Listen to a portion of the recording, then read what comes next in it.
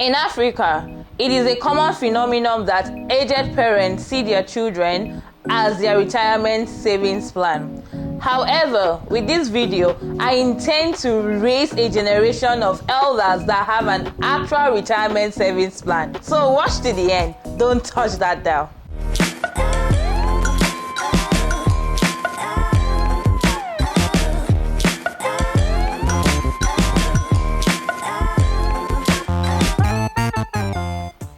Hello, beautiful and handsome ladies and gents. My name is Isabella Awan. I'm a product specialist and a YouTuber based in Lagos, Nigeria.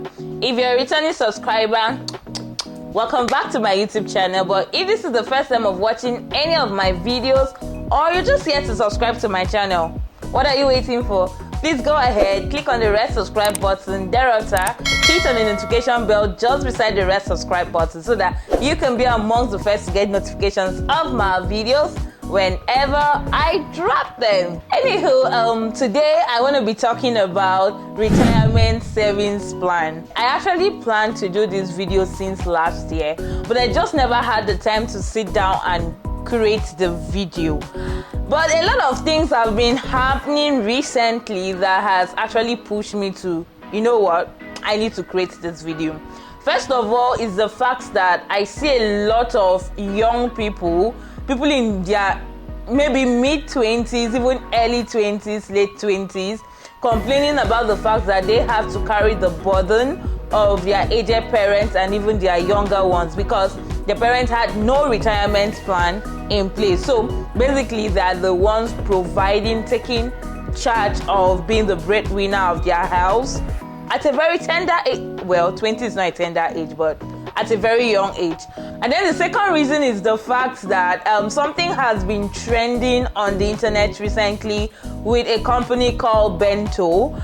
So Bento is like a HR company, and one of the things they do is to help companies pay their staff salary. And in the process of doing that, they need to do the necessary deductions like taxes, pensions, etc., which they were in the news recently for bad reasons. I don't want to go into that. I'm just going to put the picture that you can go read the story for yourself. So all of this together made me realize that, okay, maybe it is actually time for me to create a retirement savings plan video. So voila, here we are. Before I dive right in, this is a disclaimer. Please use the information in this video just for educative purposes. This is not in any way a financial advice. I might be calling the names of some PFAs and some RSAs, but this does not mean that I am recommending that you use any of them. So the purpose of this video is for education and entertainment. Do not use it as an advisory video.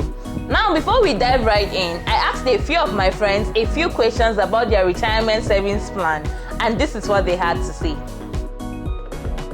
Hi, Rex. Yeah, hey, hi. Hi, Siska. Hi, Bella. Hi, Maria. Hi. Hi, Mary. Hello. So I have two questions for you. Yeah. Question one: do you know how much is deducted from your salary monthly for pension contribution? Yeah, I don't have that information. Of course I do. I'm an accountant. Aww. Yes, I do. Yes, I do. Oh, great. That's amazing.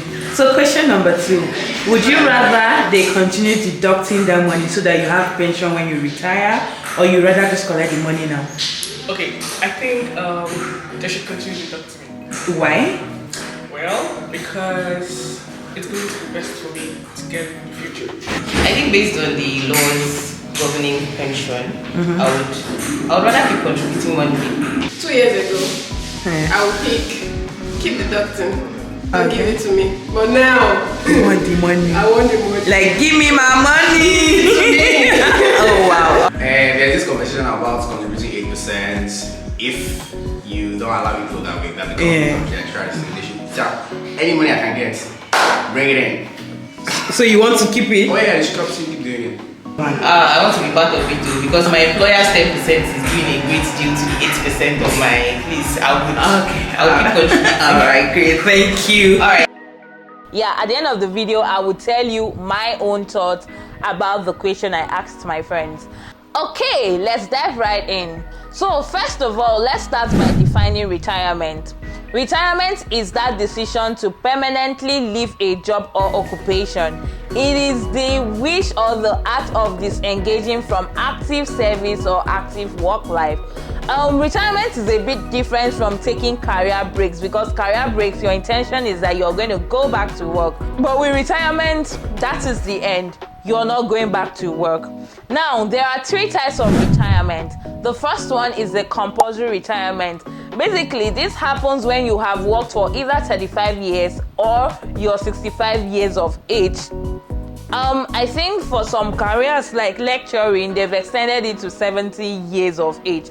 But most careers is 65 years in Nigeria. So your employer is like brother and sister. You have fought a good fight. What is left for you is your crown of glory. Please take a break. We will be giving you small money to keep body and soul together.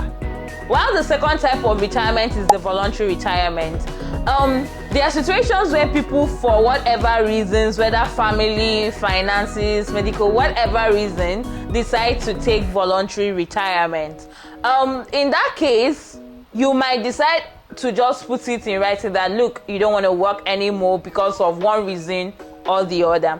And then the last type of retirement is medical retirement. Maybe because of some medical conditions, injuries, etc., you are no longer able to give your best at work. You might be asked to go on a medical retirement. The people you would see with medical retirement most of the times are people like that are in sports. So athletes, for example, because they had like maybe leg injury, heart issues, sometimes wrestlers, like because of that medical condition, they just have to go into retirement. So those are the 3 types of retirement. Now let's go to the 2 types of retirement contribution. We have the mandatory retirement contribution, which is stated by law. So basically, any workplace, any company, any organization that have at least 3 staff on their payroll is required by law to enroll themselves for employee retirement benefit, and is also expected to remit such benefit to the appropriate authority or to the appropriate place. So this is mandatory, and most times it is always deducted by your employer from your salary, and they do the whole remitting, which a lot of 9-to-5ers in Nigeria actually take part in this. Now, it is called the CPS, that's the Contributory Pension Scheme, because the money that would make up your retirement savings is contributed by both your employer and your employee. Now, the second type of retirement contribution is the voluntary retirement contribution. So, in addition to your mandatory contribution, where your employer would take a certain amount from your salary and then contribute a certain amount to make up your CPS, you can also decide that, you want your money to be higher than that. So from your own salary, you can voluntarily decide to be adding additional money. So that's a voluntary retirement contribution. Now let's talk about the types of retirement benefits.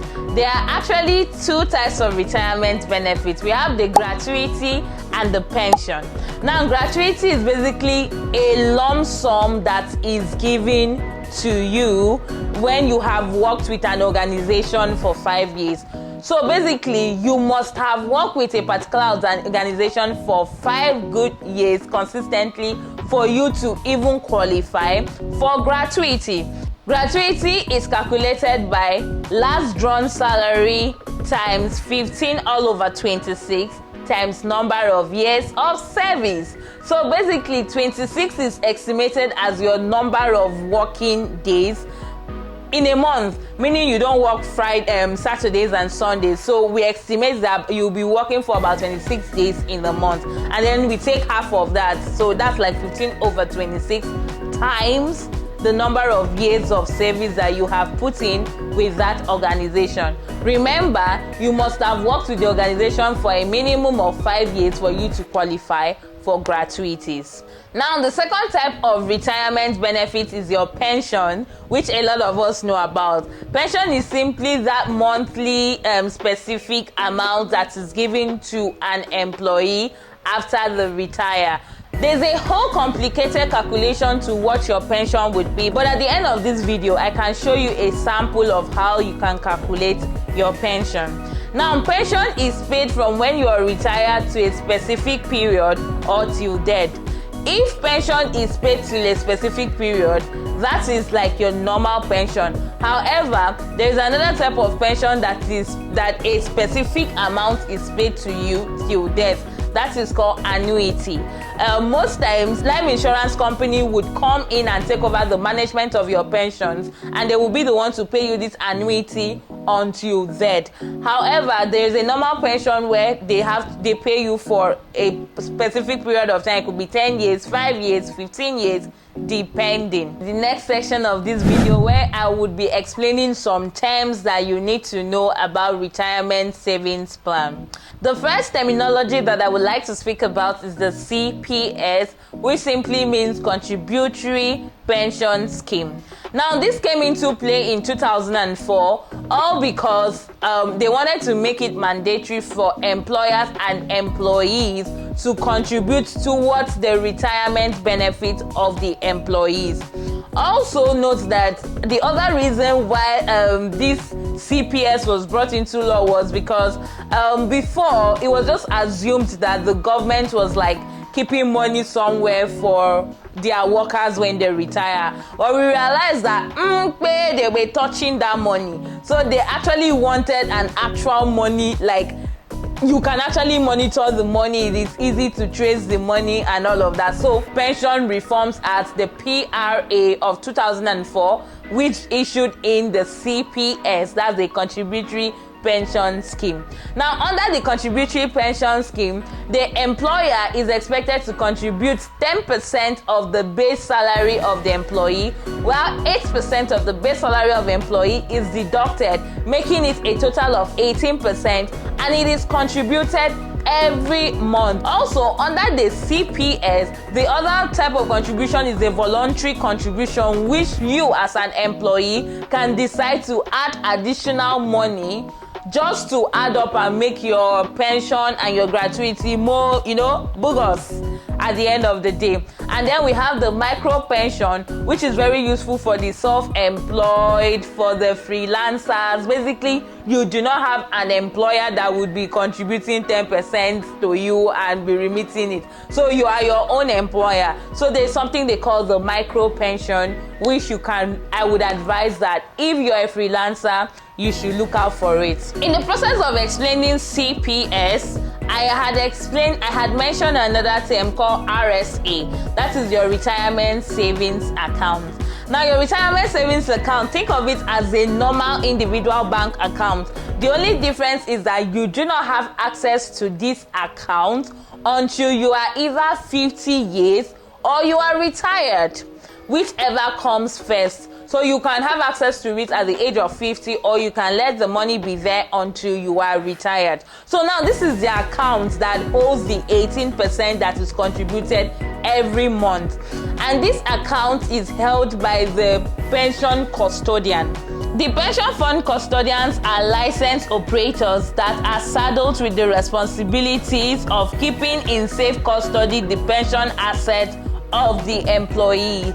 So basically, pension asset is just the money. Leave all those grammar. They are the ones that keep the money. They hold the RSA.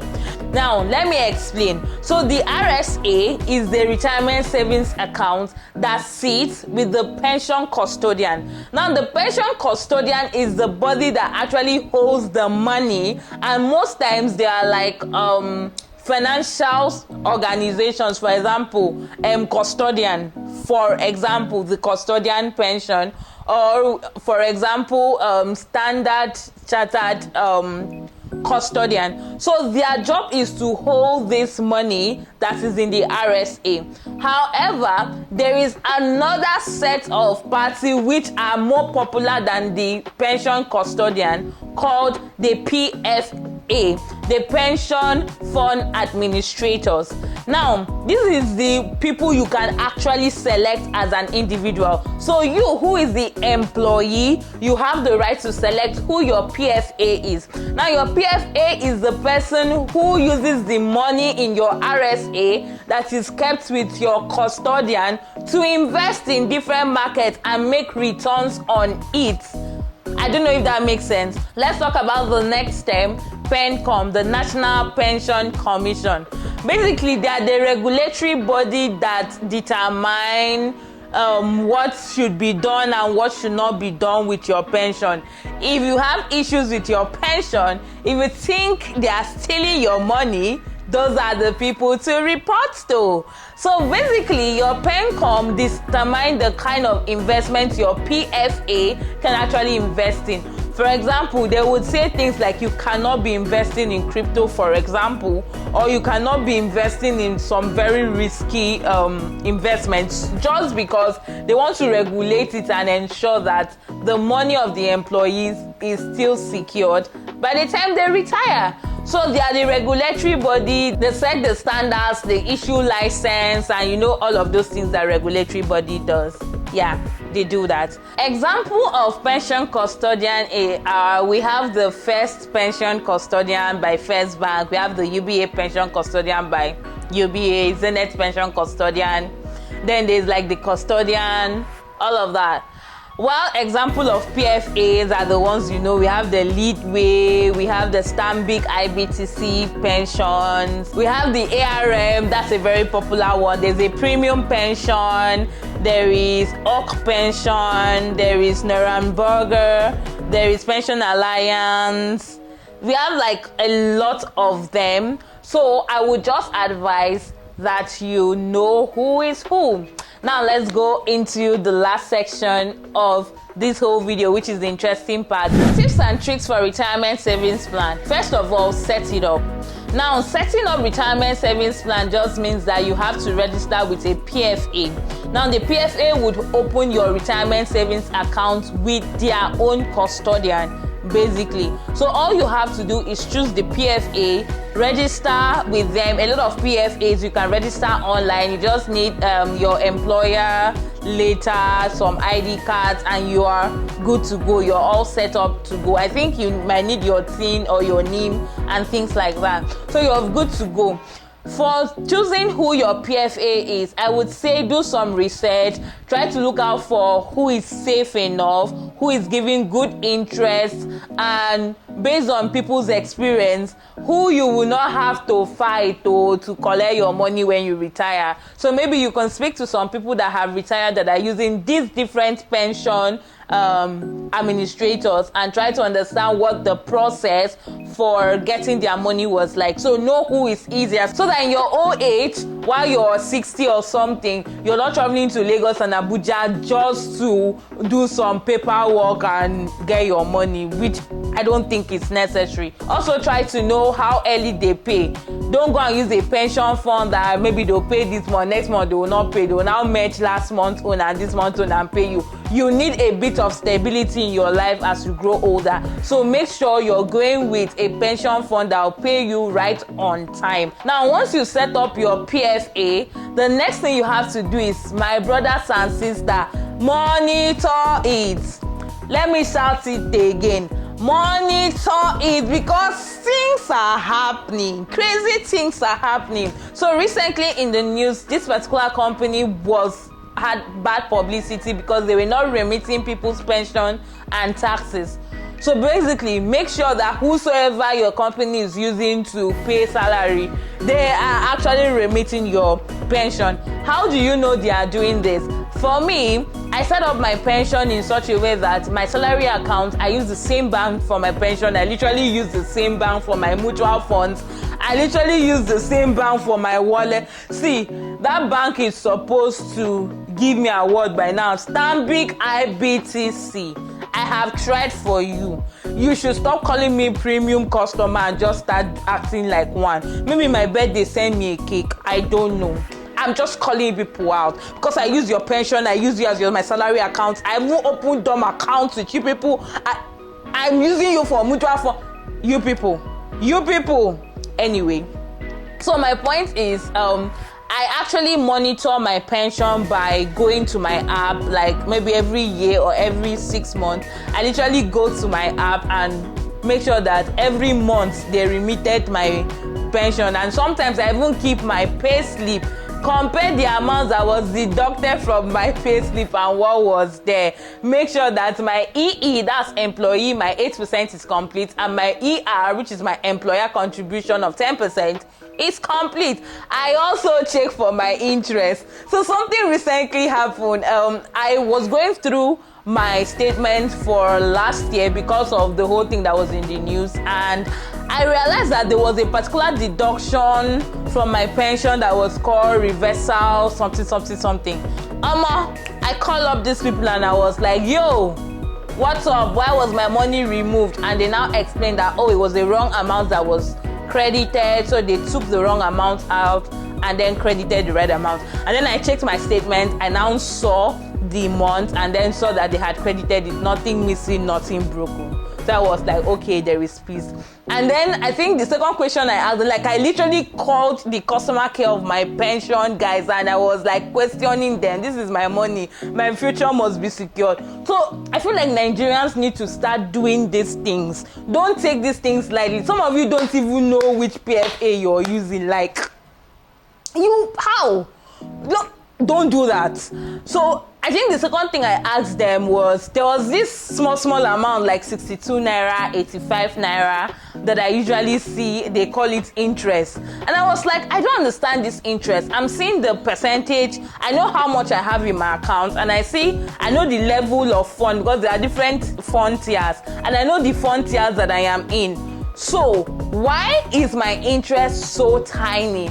They now explain that the difference is that when the money is remitted to them and when the money actually goes to your RSA, there might be 1 or 2 days gap. So the interest for that, like 1 day gap, is what they actually remit, and they call it, I don't know, there's a name they call it, but there was shasha interest in it. See, I got explanation for every single thing that it looks like I did not understand. Like, do that. Nigerians, you guys need to pay more attention to your personal finances. So for you to be able to monitor, you just need your PFA, have your login, set it up, and then you can, for my bank, they send me messages, like normal SMS messages, the same way like when they debit me, because I use my normal salary account for it. So basically, I get my text messages every month and I'm like, okay, we are good to go this month. Same thing for my taxes. LIRS always sends me, I think, email or text messages, or both. They send me, I think both, if I'm not mistakenly, every month, and I'm like, okay, we are good. My tax was remitted this month. Because let me tell you why, and I'm digressing a bit from pension to tax. I had to go use a particular park in Lagos, and they literally asked me for my tax clearance. So all I had to do was give them my tax number, and I was able to use the park for 1,000 naira. So yeah, you need to monitor these things, and then also monitor your market, follow the news, know what is happening. If your PFA is moving mad, maybe you need to move somewhere that is more sane, like all of those things. So yeah, those are the tips and tricks that I would like to give you. Now to the final question, which is my own answer to the questions I asked my friends. Do I know how much is deducted from my salary every month? Of course, I monitor it. I look at my pay slip. I read every line item. So yes, I know. Do I know who my PFA is? Yes, of course. Now the question is, if knowing what I know now, would I want to continue contributing to my pension fund, or I would like to keep the money for myself? To be honest, I would like to continue contributing, but let me tell you the but. The only reason why I would like to continue contributing is the fact that it brings about consistency. I bet you, if you give me that money, it's not every month that I will be putting that money in an investment. Let me not even lie for you. I would skip some months because of issues of life. So for that consistency, I love the fact that they actually do it on my behalf, like my employer deducts it upfront from my salary and remits it. Also, the second reason that I would really want to, that would make me to want to continue doing my CPS, is because if I don't do the CPS, I don't get 10% from my employer. So for me to get that additional 10% to add with my 8%, I need to do CPS. So technically, the money deducted from me is doubled, more than doubled already. So that's like an interest on it. However, when you see some of the returns on these pension funds, like how are you giving somebody's child 8% when money market is doing 23-24%? I think money market right now is doing like 22 to 24%. I'm not a financial advisor. All I'm saying is that if I put that money in money market or some mad ass mutual funds, I might be making better returns than whatever the pension is giving to me. But think about it as a long-term investment. For long-term investment, you want to play safe. So playing safe reduces risks, which in turn reduces reward.